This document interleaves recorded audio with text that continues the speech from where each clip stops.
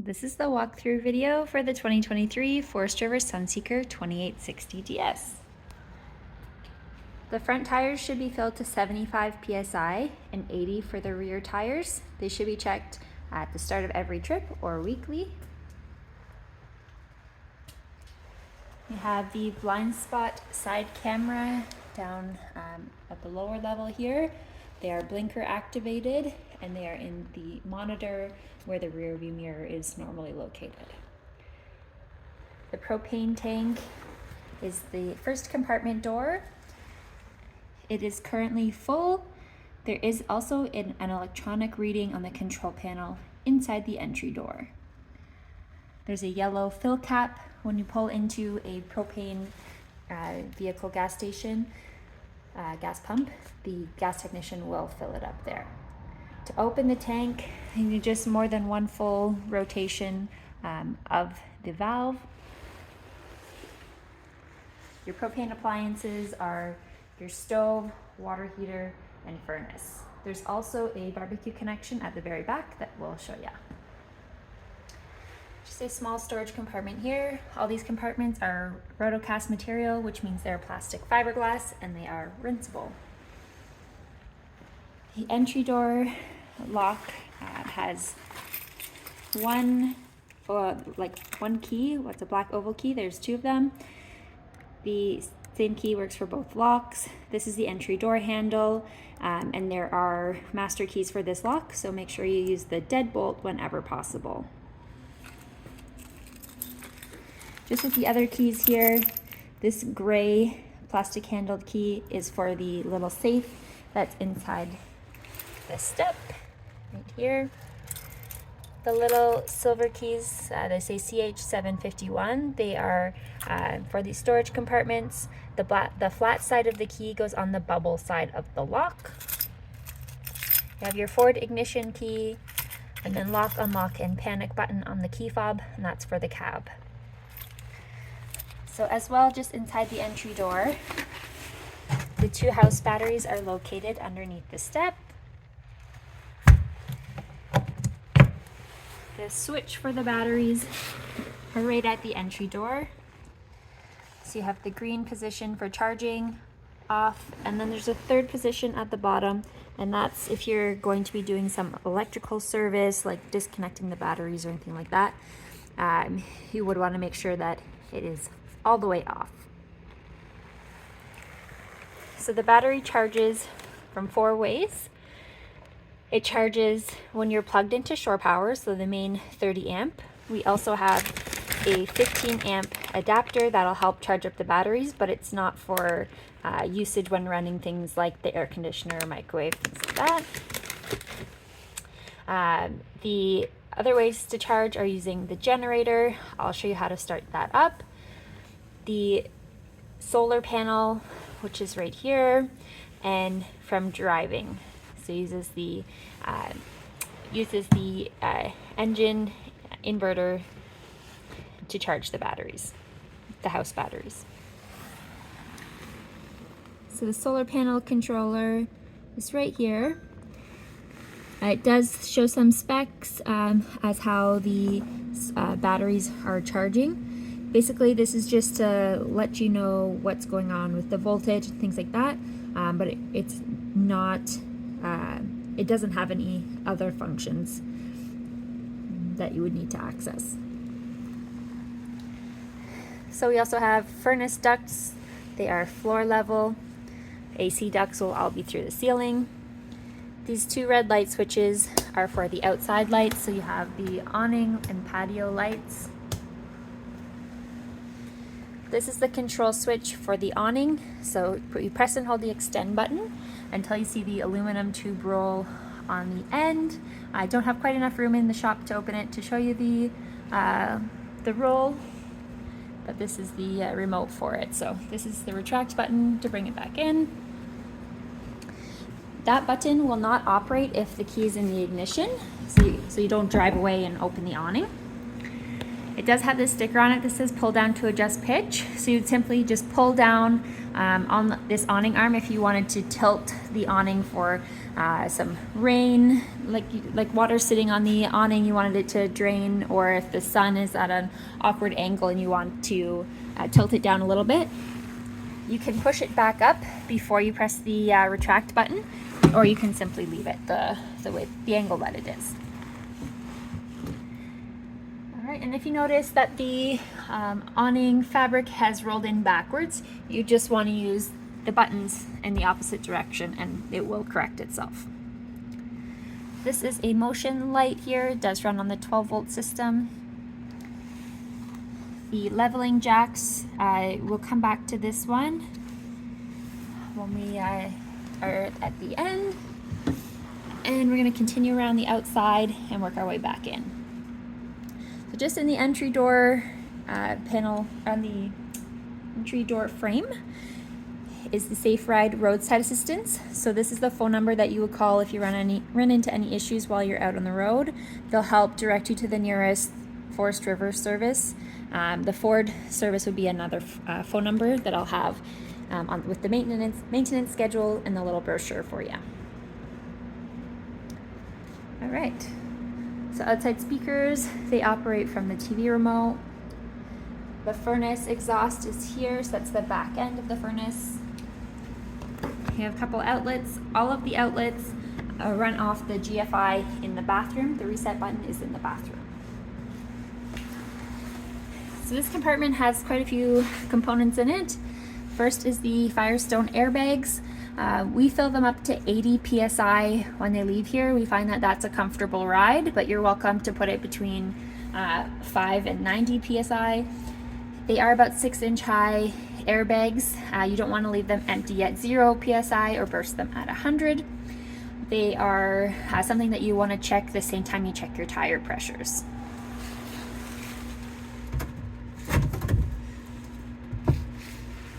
So inside this compartment, it's a little dark today.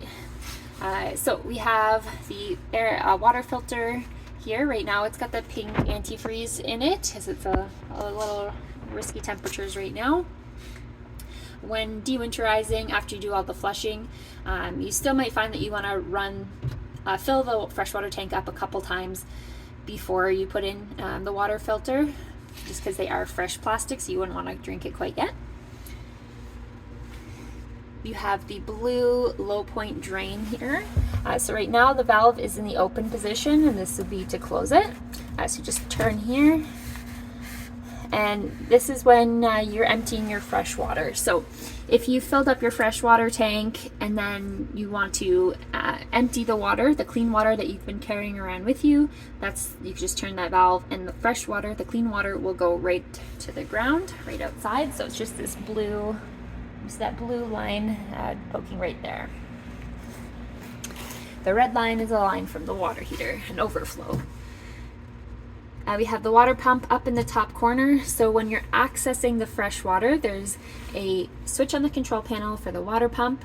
So if you're not connected to city water or water at the campground, you'd be using the water pump, and it makes a vibrating sound from here. It also has a little hose that's right here, and it's your line. So you'd connect this white hose that's coiled up back here.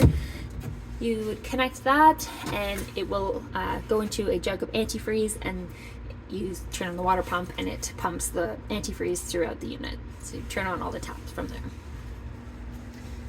And there is a little drain plug just right here, and that is anytime that you open up this water filter, it is bound to spill because it is very full. Otherwise, you can rinse out this compartment. So you get your pass-through storage compartment, and just the little touch lights there. The outside kitchen. So it does have a little control panel, a little monitor panel to let you know the status of the galley tank. So this sink has its own holding tank. The galley tank, it's called on the other monitor panel. So it lets you know how full it is here. The refrigerator has its own power switch from here, so you'll be able to turn it on very easily. The fridge runs on 12-volt power, and yeah, that's how you can turn it on and off very easily.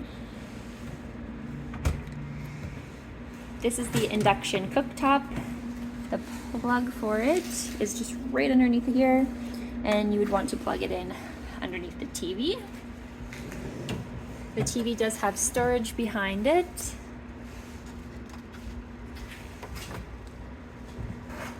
open that up. You can add any DVD players or anything like that that you like. Give it a good solid press from there. I've got it written out, but every time you go to a new location, you need to scan for channels. There are remotes inside. If you had a cable connection plugged in on the other side, I'll show you. That is when you would select cable.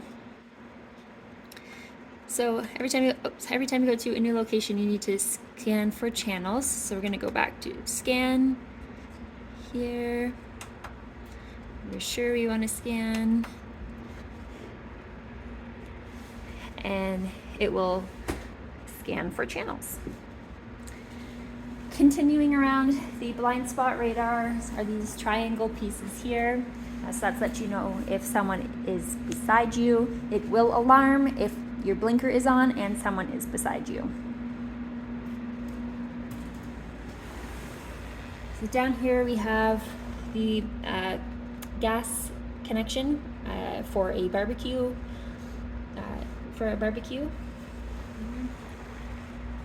The hitch back here is a 7,500 pound tow hitch with 750 pounds that are able to sit on top of the hitch, and it is a 7-pin connector.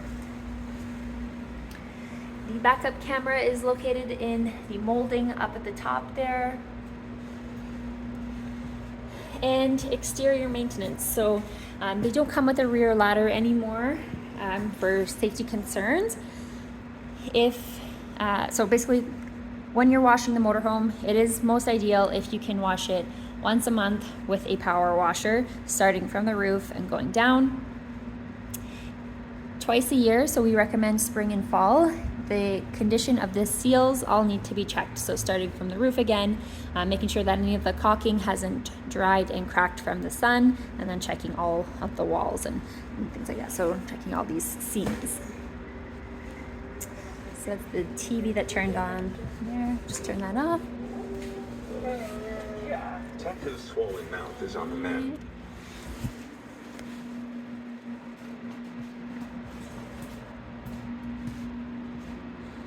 Also just taking note for the bedroom slide on a 2860 model, the bottom of the slide is wider. It's longer than it is on the top. So it's kind of a wedge shape look to it. So this is the cable connection that I was talking about for the TV. So if you're at the campground and they have a coax cable for cable TV, you can plug it in there and you would select cable instead of air on the menu channel selection. This is the connection for electricity. Right now we have an adapter into the 30 amp. So there's a 30 amp plug with an adapter down to 15 just so that we can run and charge the batteries. So your adapter looks very similar to that. Again, just the other side of the pass-through storage compartment. So just in this area behind the driver's side rear tires. This is the potable freshwater fill port. So this is how you carry fresh water with you. You want to use a cutoff hose, like a garden hose that's cut on an angle, or a special little valve if you'd like for an easier access to fill up this water. And again, that's water that you're carrying around with you that goes into the freshwater tank underneath the bed. If you are at the campground, you'll want to use the city water connection. So that water skips over the freshwater tank, does not need the water pump, and it just goes straight to the faucets. Just while we're here, this compartment door has a clip to hold it up. You really need to make sure that this door is closed before you close the bedroom slide. Continuing in here, there's the other airbag fill, the Firestone airbag fill for the driver's side. You can have them at different pressures if you feel that there's more weight on one side than the other, but generally we do them equal. Okay, So, the sewer. So you will twist off the sewer cap, twist off this opening here, bring your new sewer hose up through the floor and twist it onto the sewer outlet. You pull your black tank valve first, let it all empty out. You close the valve, pull your gray valve, open it up, let it all empty out. You have an outside shower here. You can use that to quickly rinse out your sewer hose after you've finished emptying your tanks. If you still feel that, like, you go into the bathroom and there's a smell coming up through the toilet, or it's the end of the season and you need to rinse your black tank, you can do so by putting your garden hose, your water hose, onto this connection here. When your black tank valve is open, then you can turn on the water supply. So that will turn on the water, rinse out the tank, and it will clean out your black tank. There is another little drain port in this area. I'll turn off that light and be sure to close the door. The gas fill is on the driver's side behind the rear tire. This is access to the water heater. Tight and one-handed, there we go. So the tag that's gonna flap around in there, that is part of the gas test. And there, the instructions are on the panel, the rear panel here. If you need any, mainly they turn on and off from inside on the control panel.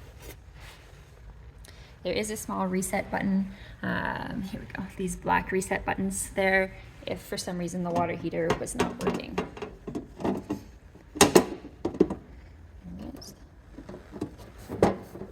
Line that up.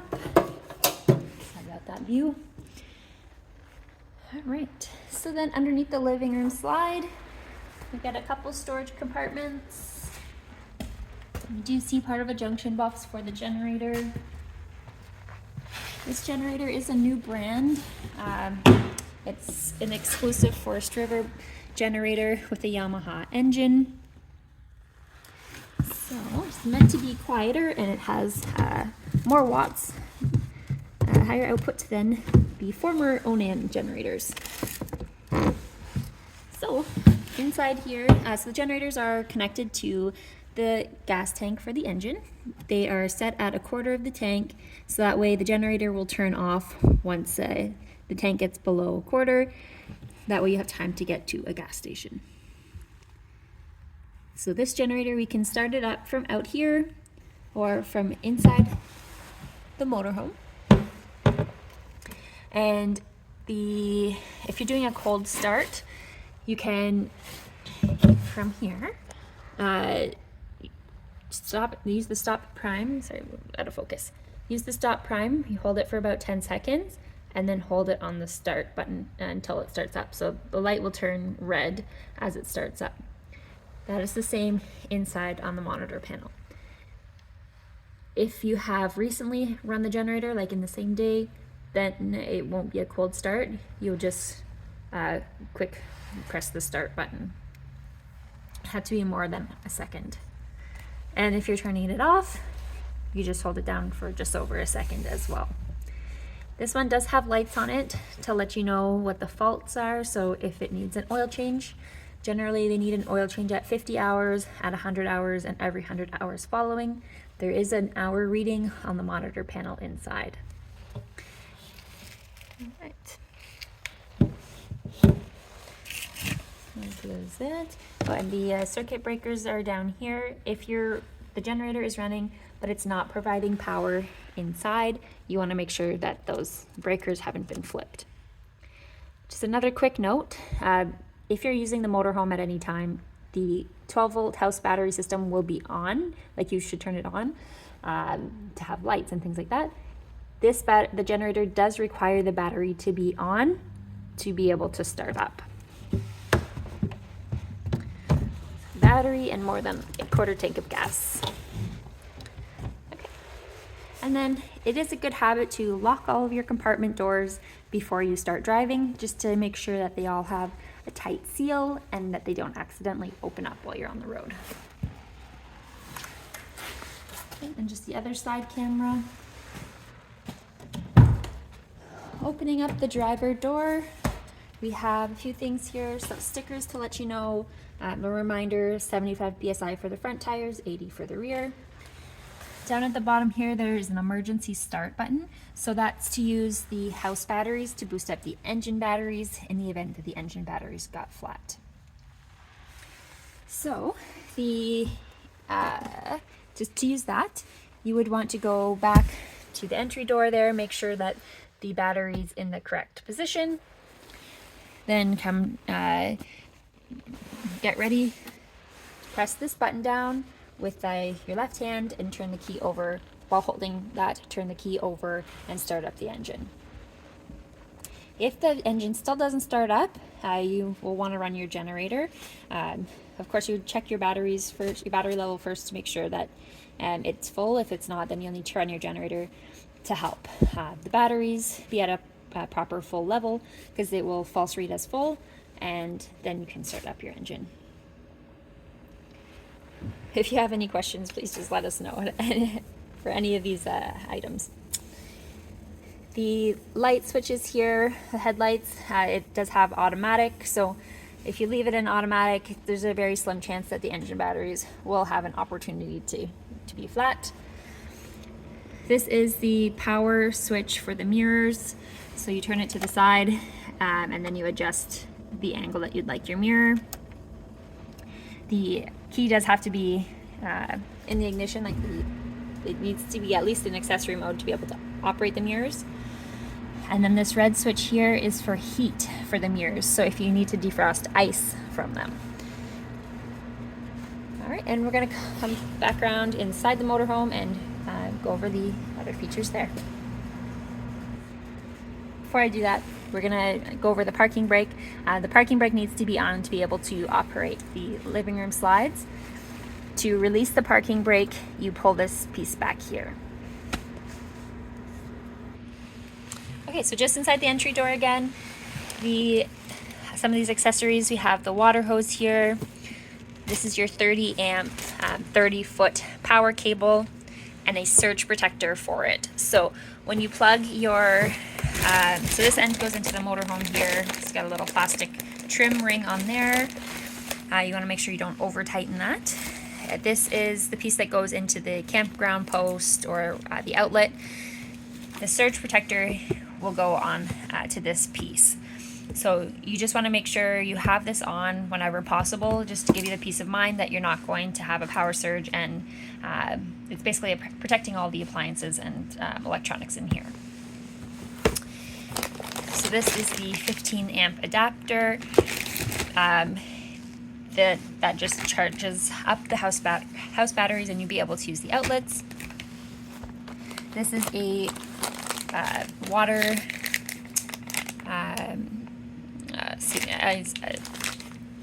lost the word, but basically the water surge protector as well. So that goes between the campground post for water and the water hose, and that just again makes sure that there's no burst of water that would harm the plumbing in the motorhome. This is the sewer hose, and it is a 20-foot kit. There's two pieces that go together. All right, so these will all be underneath the dinette at some point. All right, go over the control panel. So this is the monitor panel here, very similar to the one in the outside kitchen. The propane tank is full, as we saw on the gauge at the propane tank. The battery is showing 2/3 there, so we're plugged in, but the other end of the plug is not into the wall. The freshwater tank, black water, and gray water are all reading E for empty because it is winterized right now. The generator, so again, starts up the same as outside. Prime it for 10 seconds and then hold it on start until this red gen light turns on. I don't have proper ventilation at the moment, so that will be a thing to be done last. The water heater is electric or propane or a combination of the two if both are available to you. That's how you're going to get the fastest, most efficient hot water.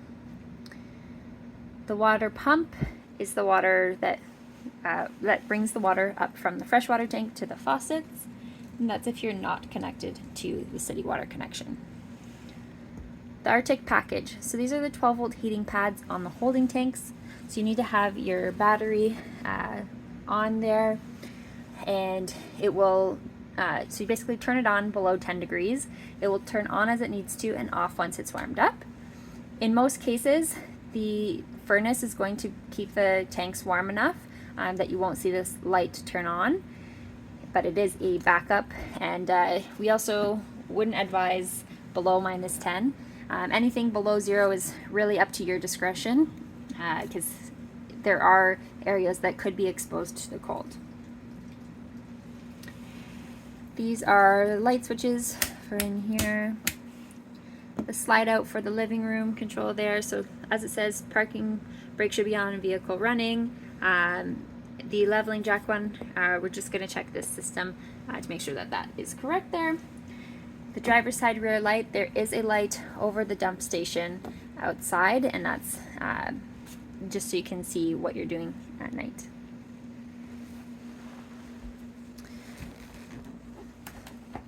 So the fridge and freezer, it is the 10 cubic foot 12-volt fridge and freezer. So you have your cold settings there. And then, so this bar, it can be used a few different ways. So you can set it in this position if you are defrosting your fridge and freezer at the end of the trip. You want to make sure that they don't have any mold growth in them. And then that is for use, and for driving, you want to turn it like that so that they cannot swing open. Alright, the wireless phone charger here runs on the 12-volt system if your phone is able to wirelessly charge. The water heater, so we saw the back end of the water heater underneath the window outside. These 4 screws here do access the water heater. Otherwise, you can take a peek underneath the sink from here.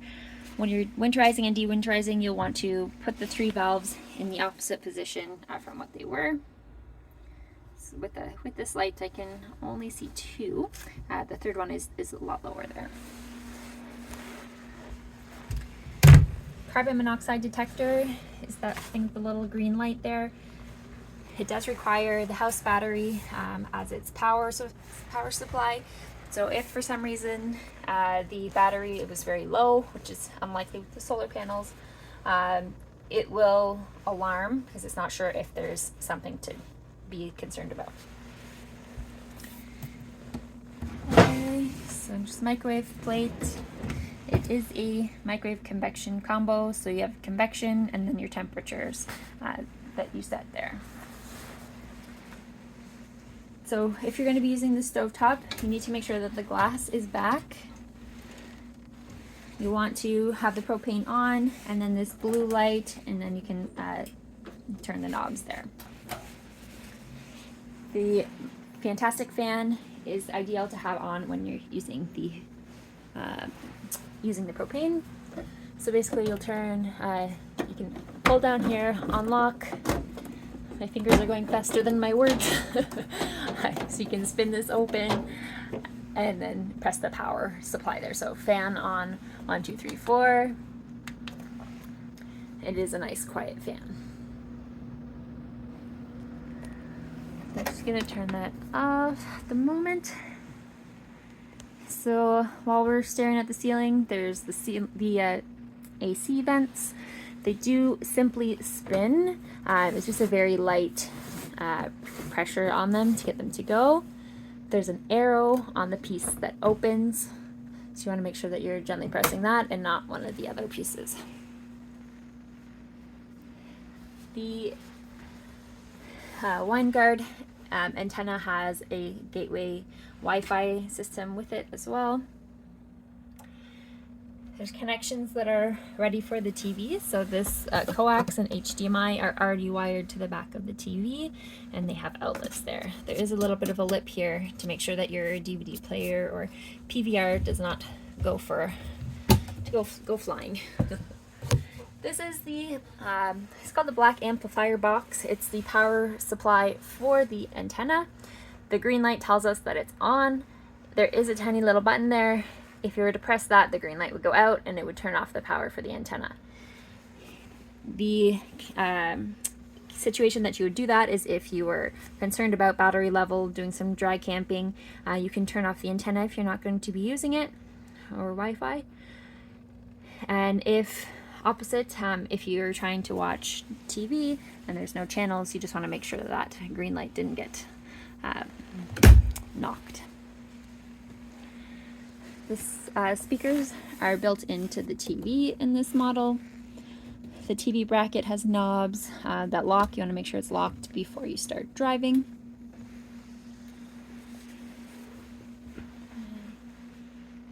To make the dinette into a bed, it's kind of easiest way to show you here. This tabletop is hooked in here, so you can see if there's enough light. So it kind of tilts up towards the wall and then unhooks back and down. So it's a little awkward to do with one hand. You'd also want to have the cushions out of the way because they'll need the space. This tabletop is going to sit on the ledge in here, so the cushions need to be tilted back. Got all the manuals and water filter inside this drawer. So this is the privacy curtain. It's got Velcro on it. There are little black buttons that go around the cab. So these pieces all the way around. That's how you're going to have your privacy once you're parked. This is the wrench for the water filter.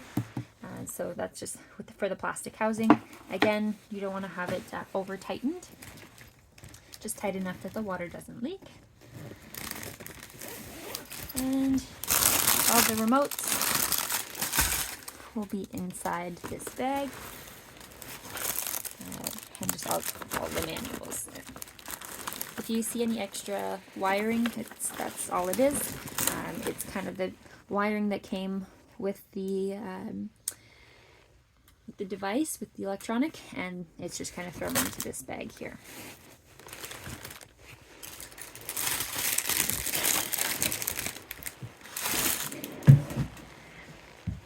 Okay, so the recliners, they just simply have the buttons on top and below the USB ports.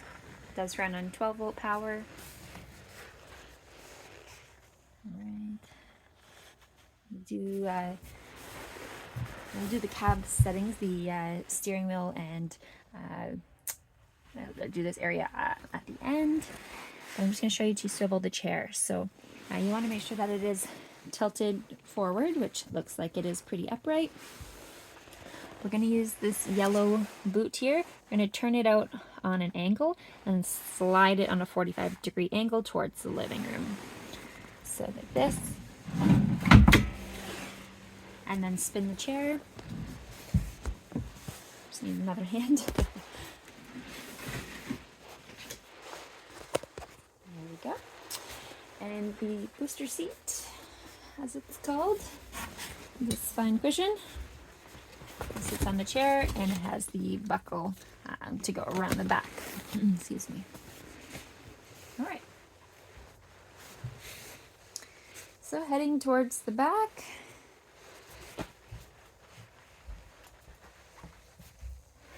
Not much going on with the pantry. The shower door, I just want to make sure that that's slid across to be locked before you start driving.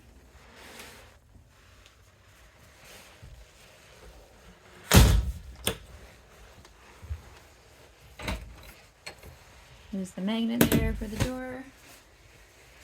The GFI is that outlet in the corner. Right, motion light down at the bottom. There's a second switch for the ceiling fan.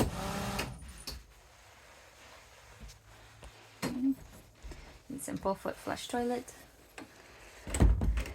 In the bedroom here we have the thermostat, light switches, and the slide out control for the bed slide. So you will have to have the engine running to operate, or sorry, the generator, not the engine, the generator running to operate the AC. And for the furnace, we'll need to have fans going to have propane on because we're in an enclosed garage. So again, light switches. You've got your outlets down at the bottom of the bed here, USB.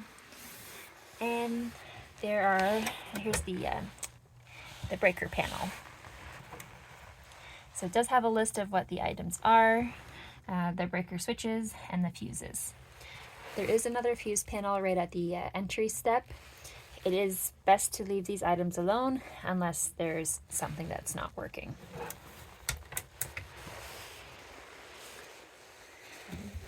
The wardrobe has a little light once that cabinet door is open.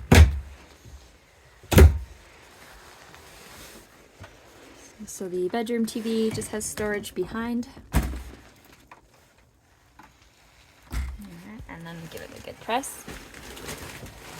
There we go.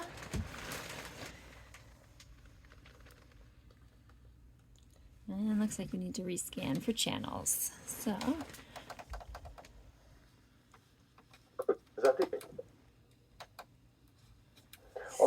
and there we go.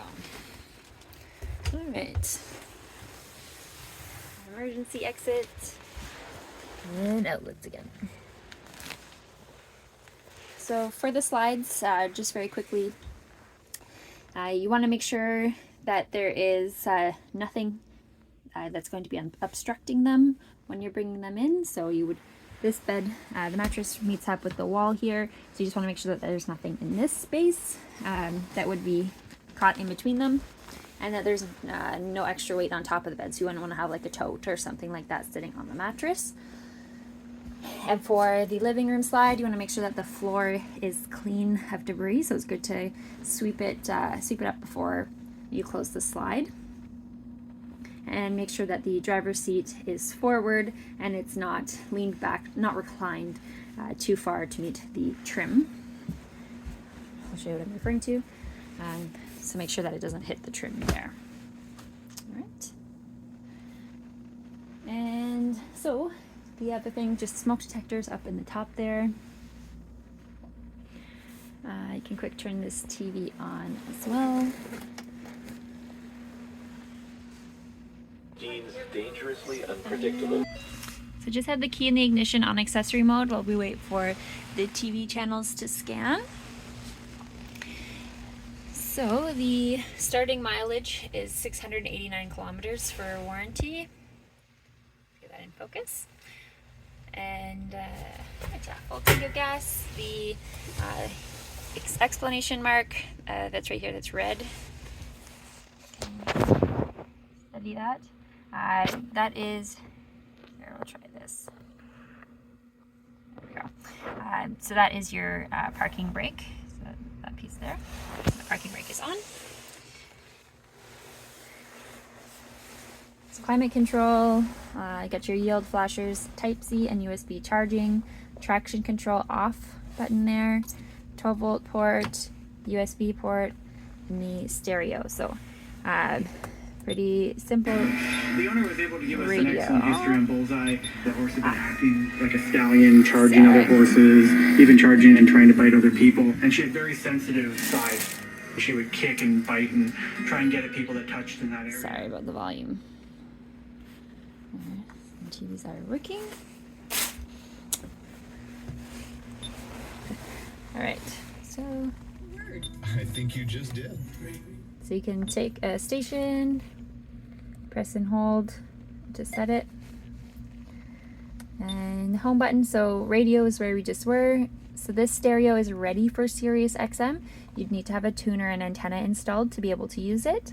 or you can use a Bluetooth app on your phone if you have a Sirius subscription. So Bluetooth audio you can pair with your phone there. Has the phone setting for a call. The microphone is right there above the arm handle, the hand grab. There, the rear camera. So this button is if the camera was connected to here, but it is not. It's connected above to the monitor up top. So basically that way you can look at your phone. This is Android Auto, Apple CarPlay, things like that. So you can have a map and your radio on the screen and your monitor up in the top. So these, you can press select to cycle through the camera views. Oh, sorry, actually, I think, yeah, my mistake there. The cameras are not, the side cameras are not blinker activated with this monitor. So you can have this setting with all three, at once, or you can use the select button just to watch a single camera. The blind spot radars are in the pillars as well, so they're down here. They will light up if someone is in their area, and they will alarm if someone's in that area and your blinker is on. All right, so I can open up the garage door and get the generator going. We can also do the slides, so just have to close all the compartments before I do so, and I will be back in.